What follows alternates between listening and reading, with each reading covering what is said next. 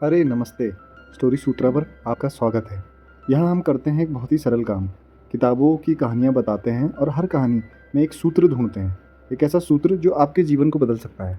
यानी स्टोरी सूत्रा is equals to कहानियाँ प्लस सूत्र प्लस बदलाव। चाहे आप ज़िंदगी समझना चाहते हो या खुद को बेहतर बनाना चाहते हो, यहाँ आपको सब मिलेगा। तो सब्सक्राइब, लाइक एंड शेयर करें और चलिए आज की कहानी सुनते हैं, क्योंकि हर कहानी एक सूत्र है। चलो। दोस्तों, आज मैं आपसे बहुत ही सीधा और थोड़ा कड़वा सवाल पूछना चाहता हूँ। क्या आप सच में खुश हैं या आप भी हर रोज सुबह उठ के बस खुश रहने की कोशिश कर रहे हैं? हम सब एक अजीब से चक्रव्यूह में फंसे हैं। हम सोचते हैं कि मुझे वो नौकरी मिल जाएगी तो मैं खुश हो जाऊंगा, जब मेरा यह ग्रुप प्रोजेक्ट सफल हो जाएगा तो मैं चैन की सांस लूंगा, या फिर मेरी लाइफ के सारे तनाव खत्म हो जाएंगे तब मैं खुश हो जाऊंगा। या बहुत से लोग ऐसा भी सोचते हैं कि जब मैं रिटायर हो जाऊंगा तब मैं खुश हो जाऊंगा। लेकिन सच तो यह है कि वह जब कभी आता ही नहीं है। एक इच्छा पूरी होती है और दिमाग तुरंत दूसरी इच्छा पाल लेता है। इसी को कहते हैं द हैप्पीनेस ट्रैप, यानी खुशी का जाल। और आज के इस वीडियो में हम डॉक्टर रस हैरिस की इस वर्ल्ड फेमस बुक का पूरा डिकोड करने वाले हैं। अगले 15-20 मिनट में हम समझेंगे कि क्यों हमारा खुश रहने का तरीका ही हमें सबसे ज़्यादा दुखी बना रहा है। हम सीखेंगे ACT यानी एक्सेप्ट एंड कमिटमेंट थेरेपी के वो जादुई टूल्स जिसका इस्तेमाल करके आप ऑफिस के स्ट्रेस, ओवर थिंकिंग और ग्रुप पॉलिटिक्स के बीच रहकर भी मानसिक रूप से पूरी तरह शांत रह सकते हैं। अगर आप भी हर वक्त की मानसिक थकावट से आज़ाद होना चाहते हैं तो यह वीडियो आपकी ज़िंदगी का टर्निंग पॉइंट हो सकता है। चलिए इस जाल को मिलकर तोड़ते हैं। अध्याय 1, खुशी के 4 सबसे बड़े मिथक। लेखक कहते हैं कि हमारे समाज में दिमाग में खुशी को लेकर 4 बहुत बड़े झूठ भर दिए जाते हैं, जिसकी वजह से हम इस जाल में और गहरे फंसते चले जाते हैं। मिथक नंबर 1, इंसान का नॉर्मल स्टेट खुश रहना है। समाज हमें दिखाता है कि हर कोई खुश है, बस आप ही दुखी हैं। लेकिन सच्चाई यह है कि हमारा दिमाग खुश रहने के लिए नहीं बल्कि हमें जिंदा रखने के लिए इन्वॉल्व हुआ है या इवॉल्व हुआ है। आदि मानव के ज़माने में हमारा दिमाग हर वक्त खतरों को ढूंढने, कमियां निकालने और चिंता करने के लिए डिज़ाइन हुआ है। इसीलिए उदासी, डर या चिंता आना बहुत नॉर्मल है। मिथक नंबर 2, अगर आप खुश नहीं हैं तो आप में या आप में कोई खराबी है। जब हमें दुख या तनाव होता है तो हम खुद को ही कोसने लगते हैं।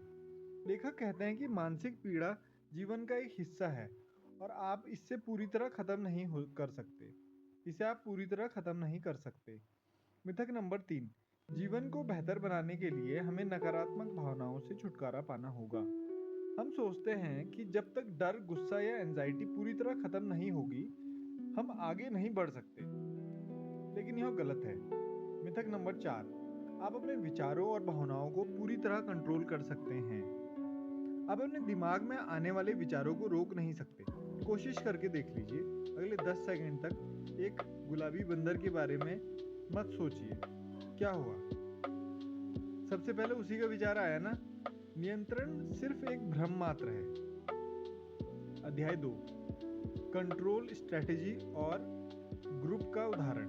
जब भी हमारे अंदर कोई बुरा विचार या तनाव आता है तो हम उसे कंट्रोल करने की कोशिश करते हैं। लेखक कहते हैं कि कंट्रोल करना ही असली समस्या है। हम तनाव से बचने के लिए क्या करते हैं? या तो शराब पीते हैं, या सिगरेट पीते हैं, या घंटों सोशल मीडिया को स्क्रॉल करते हैं। इसे लेखक अवॉइडेंस भी कहते हैं। या फिर हम खुद को कमरे में बंद कर लेते हैं और काम पे जाना बंद कर देते हैं, या किसी से बात करना बंद कर देते हैं। चलिए इसे एक प्रैक्टिकल ग्रुप और टीम के उदाहरण से समझते हैं। मान लीजिए कि एक ऑफिस में 4 लोगों की टीम है, राहुल, प्रिया, अमित और विकास। उन्हें एक बहुत बड़ा क्लाइंट पिच तैयार करनी है। राहुल इस टीम का लीडर है। मीटिंग के दौरान राहुल के दिमाग में एक नकारात्मक विचार आता है, अगर यह पिच रिजेक्ट हो गई तो बॉस मुझे नौकरी से निकाल देगा और टीम के सामने मेरी बहुत बेइज्जती हो जाएगी। अब राहुल इस विचार और डर को कंट्रोल करने के लिए 2 तरीके अपना सकता है। या तो फाइट करेगा, वह अपने डर को छुपाने के लिए टीम के बाकी मेंबर्स यानी कि प्रिया और अमित पर चिल्लाने लगेगा और उनके आइडियाज़ को बिना सुने ही रिजेक्ट कर देगा और हर चीज़ को खुद कंट्रोल करने की कोशिश करेगा। नतीजा, ग्रुप का माहौल ख़राब हो जाएगा और प्रोजेक्ट फेल हो जाएगा। फिर दूसरा फ्लाइट, वो डर के मारे मीटिंग से बचने लगेगा, जिम्मेदारी विकास पर डालेगा और ओवर थिंकिंग से बचने के लिए अपने फ़ोन में रील्स देखने या फिर कहीं घूमने जाने का प्लान बना लेगा। तो यह किताब हमें क्या सिखाती है? राहुल अपने डर से फ्यूज़ हो गया था। राहुल अपने डर से फ्यूज़ हो गया था। उसे अपने डर को कंट्रोल करने की कोशिश करी, जिसने उसके पूरे ग्रुप की परफॉर्मेंस को बर्बाद कर दिया। अगर वह इस डर को सिर्फ एक विचार मानकर डिटैच हो जाता, तो वह एक बेहतर लीडर साबित हो पाता। डिफ्यूजन, विचारों से अलग होने की कला। इस समस्या का हल क्या है? तो इस समस्या का हल क्या है?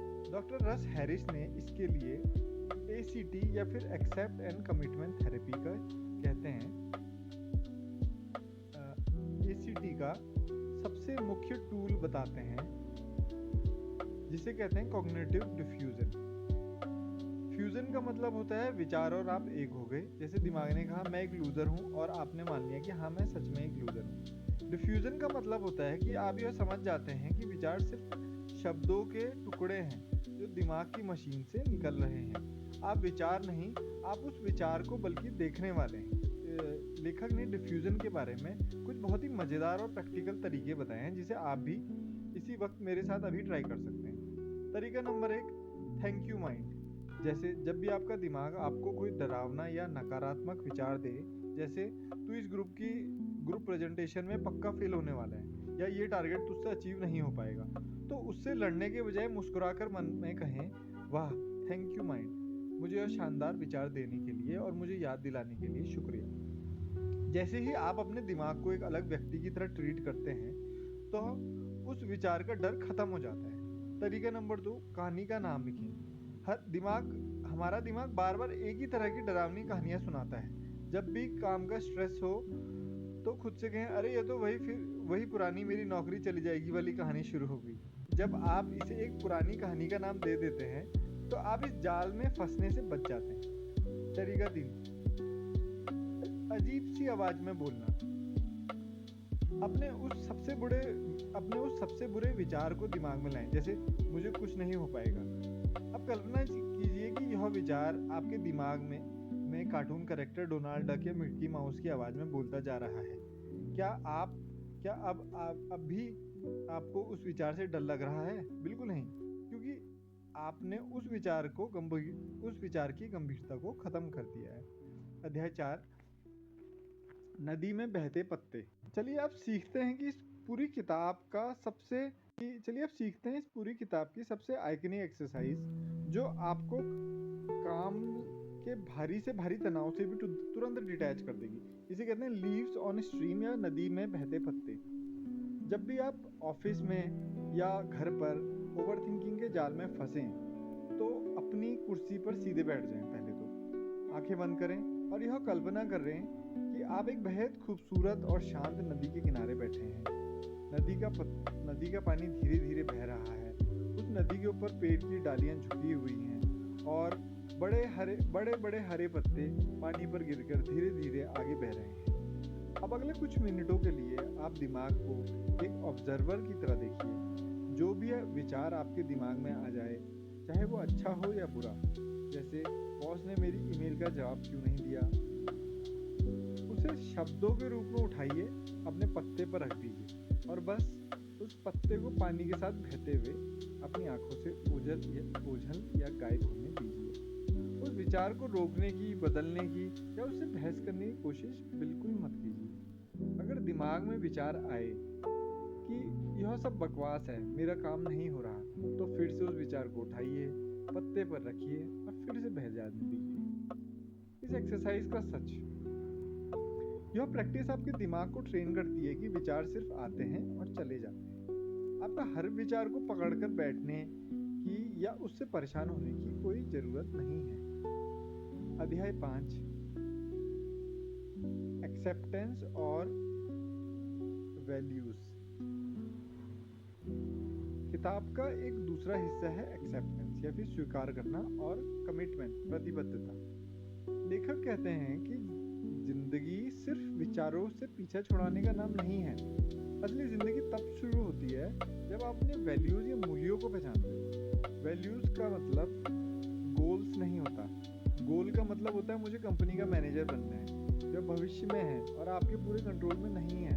वैल्यू का मतलब है कि मुझे एक ईमानदार, मददगार और मेहनती टीम मेंबर बनना है, जो वर्तमान में है और पूरी तरह आपके कंट्रोल में है। जब आप किसी ग्रुप या ऑफिस में काम करते हैं तो उसके नतीजों या आउटकम से आप डिटैच हो जाइए और अपनी वैल्यूज से अटैच हो जाइए। The happiness trap action plan expansion. अपनी भावनाओं को स्वीकार करें और जब भी काम का भारी तनाव या डर महसूस हो तो अपनी छाती या पेट में उस भारीपन को महसूस करें। अपनी सांसों के जरिए उस हिस्से को थोड़ा सा फैलाएं। उस डर से लड़िए मत, उसे थोड़ी देर अपने अंदर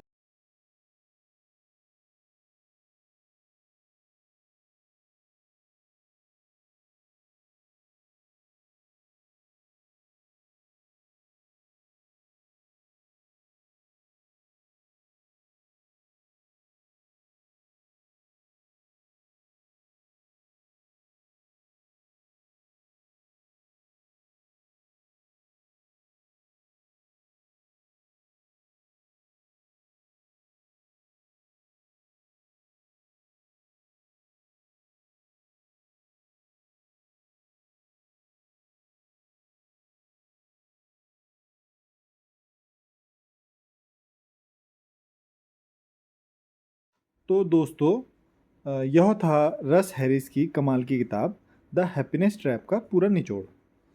आज से ही जब भी ऑफिस का स्ट्रेस बढ़े, थैंक यू माइंड कहना और विचार को नदी के पत्तों पर बहाना शुरू कर दीजिए।